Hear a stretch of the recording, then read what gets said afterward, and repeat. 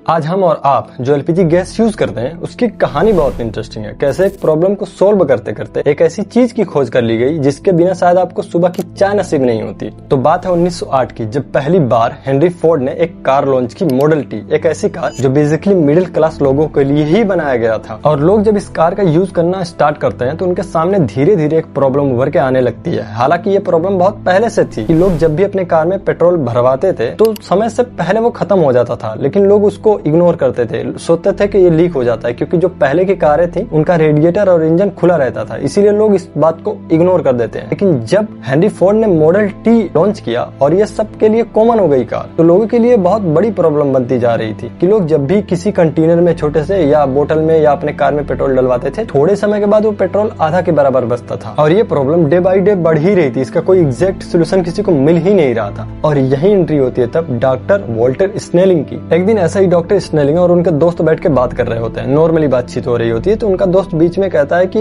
मैं एक चीज को लेकर बहुत ज्यादा प्रॉब्लम फेस कर रहा हूँ। अभी मैं अपने कार में पेट्रोल भरवा के घर पे जाता हूँ तो पेट्रोल बहुत एक सर्टेन लिमिट तक खत्म हो जाता है। तो डॉक्टर स्नेलिंग बोलते हैं, हाँ ये चीज मैं भी बहुत लोगों के मुंह से सुन रहा हूँ और मैं इस चीज के बारे में रिसर्च करना चाहता हूँ, क्योंकि ये प्रॉब्लम कोई मामूली प्रॉब्लम नहीं है, ये बहुत रिस्की भी हो सकती है। और थोड़े समय बाद जब डॉक्टर स्नेलिंग पेट्रोल पे अपनी रिसर्च चालू करते हैं तो उन्हें बहुत कॉमन सी चीज पता चलती है रिसर्च के दौरान। पेट्रोल जब भी किसी चीज में स्टोर किया जाता है तो थोड़े समय में इवोपरेट हो जाता है, मतलब हवा में उड़ जाता है। और ये चीज उनको सिंपल नहीं लग रही थी, ये बहुत डेंजरस थी। पेट्रोल के अंदर कुछ तो ऐसी गैसेस थी जो स्टेबल नहीं रहती थी, थोड़े से प्रेशर पे वो कंटेनर से लीक हो जाती थी। और ये बात उनको समझ में आ गई कि स्टोरेज के लिए और ट्रांसपोर्ट के लिए कितना ज्यादा रिस्की है। अब डॉक्टर स्नेलिंग एक चीज डिसाइड करते हैं यहाँ कि इस प्रॉब्लम को कैसे भी करके सोल्व करना ही करना होगा। देन वो पेट्रोल को अलग अलग प्रेशर और अलग अलग टेम्परेचर से टेस्ट करना शुरू करते हैं और उनमें छिपी गैसेस को अलग अलग सेपरेट करते हैं। उन्होंने फाइनली कुछ स्पेसिफिक गैसेस को आइसोलेट किया, जैसे कि प्रोपेन और ब्यूटेन। उन्होंने देखा कि ये गैसेस जब प्रेशर हाई होता है तो लिक्विड बन जाती हैं और वापस जब प्रेशर कम होता है